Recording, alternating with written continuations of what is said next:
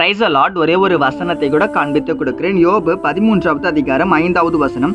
நீங்கள் பேசாமல் இருந்தால் நலமா இருக்கும், அது உங்களுக்கு ஞானமா இருக்கும். இன்னைக்கு ஆண்டவர் நம்மளை பார்த்து சொல்றாரு, மகனே மகளே, நீங்க பேசாதீங்க, நீங்க பேசாம இருந்தீங்கன்னா நீங்க ஞானமான ஒரு பிள்ளைய நடந்து கொள்ள முடியும்னு சொல்லி இன்னைக்கு ஆண்டவர் நம்மளை பார்த்துங்க சொல்றாரு.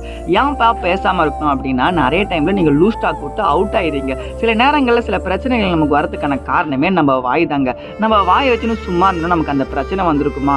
ஏசப்பா சொல்றாரு, நீ நாவை காத்துக்கொள்ளு, சும்மா நீ வார்த்தையை விட்டுறாத, சும்மா கெட்ட வார்த்தை பேசுறாத, மற்றவங்களை ஹர்ட் பண்ணிடாத, நீ அடிக்கடிக்கு வார்த்தையினாலே அவுட் ஆயிடுற, நீ உஷாரா இருந்துக்கன்னு சொல்லி இன்னைக்கு ஆண்டவர் உங்களை பார்த்தாங்க சொல்றாரு. நீங்க நிறைய பேர் பார்த்தீங்கன்னா அந்த பிரச்சனை ஏன் நீ யோசிச்சிருப்பீங்க, கடைசியில நான் அமைதியா இருந்திருக்கலாமே இப்போ யோசிப்பீங்க.